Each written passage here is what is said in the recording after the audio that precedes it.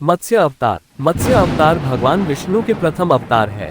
मछली के रूप में अवतार लेकर भगवान विष्णु ने एक ऋषि को सब प्रकार के जीव जंतु एकत्रित करने के लिए कहा और पृथ्वी जब जल में डूब रही थी तब मत्स्य अवतार में भगवान ने उस ऋषि की नाव की रक्षा की। इसके पश्चात ब्रह्मा ने पुनः जीवन का निर्माण किया। एक दूसरी मान्यता के अनुसार एक राक्षस ने जब वेदों को चुरा कर सागर की अथाह गहराई में छुपा दिया तब भगवान विष्णु ने मत्स्य रूप धारण करके वेदों को प्राप्त किया और उन्हें पुनः स्थापित किया। मत्स्य अवतार की कथा। एक बार ब्रह्मा जी की असावधानी के कारण एक बहुत बड़े दैत्य ने वेदों को चुरा लिया। उस दैत्य का नाम हयग्रीव था। वेदों को चुरा लिए जाने के कारण ज्ञान लुप्त हो गया। चारों ओर अज्ञानता का अंधकार फैल गया और पाप तथा अधर्म का बोलबाला हो गया। तब भगवान विष्णु ने धर्म की रक्षा के लिए मत्स्य रूप धारण करके हयग्रीव का वध किया और वेदों की रक्षा की। भगवान ने मत्स्य का रूप किस प्रकार धारण किया, इसकी विस्मयकारिणी कथा इस प्रकार है। कल्पांत के पूर्व एक पुण्यात्मा राजा तप कर रहा था। राजा का नाम सत्यव्रत था। सत्यव्रत पुण्यात्मा तो था ही, बड़े उदार हृदय का भी था।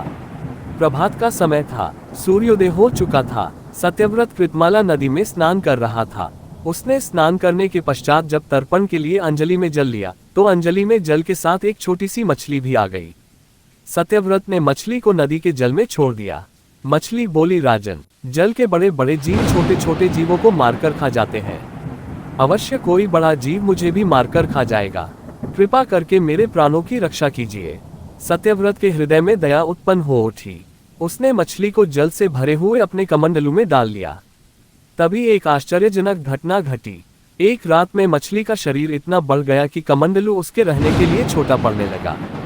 दूसरे दिन मछली सत्यव्रत से बोली, राजन, मेरे रहने के लिए कोई दूसरा स्थान ढूंढिए, क्योंकि मेरा शरीर बढ़ गया है। मुझे घूमने फिरने में बड़ा कष्ट होता है।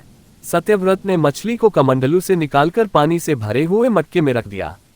यहाँ भी मछली का शरीर रात भर में ही मटके में इतना बढ़ गया कि मटका भी उसके रहने के लिए छोटा पड़ गया।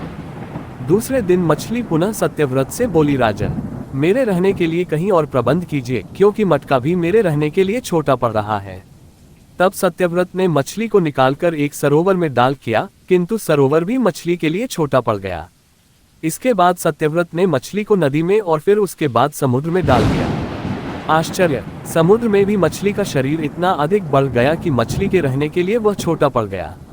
अतः मछली पुनः सत्यव्रत से बोली, राजन, ये समुद्र भी मेरे रहने के लिए उपयुक्त नहीं है। मेरे रहने की व्यवस्था कहीं और कीजिए। अब सत्यव्रत विस्मित हो उठा। उसने आज तक ऐसी मछली कभी नहीं देखी थी।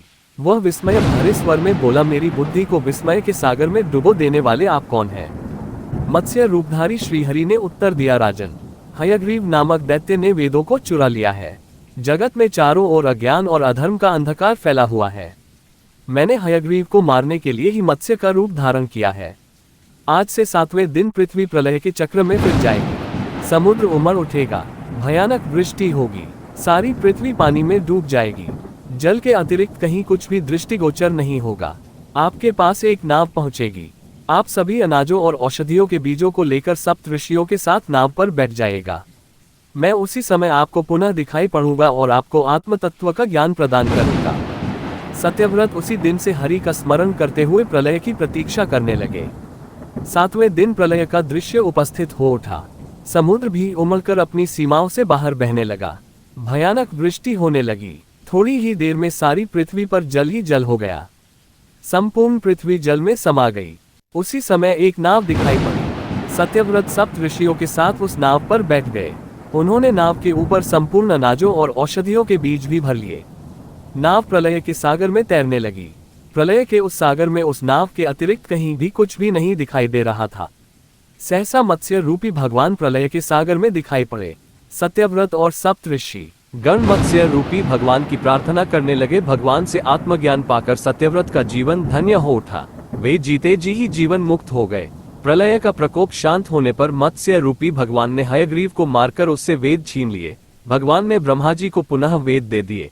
इस प्रकार भगवान ने मत्स्य रूप धारण करके वेदों का उद्धार तो किया ही, साथ ही संसार के प्राणियों का भी अमित कल्याण किया। भगवान विष्णु अवतार की कथाएं सुनने के लिए हमारे चैनल को सब्सक्राइब करें और बेल आइकन ऑन करें ताकि वीडियो की नोटिफिकेशन आपको सबसे पहले मिले। धन्यवाद।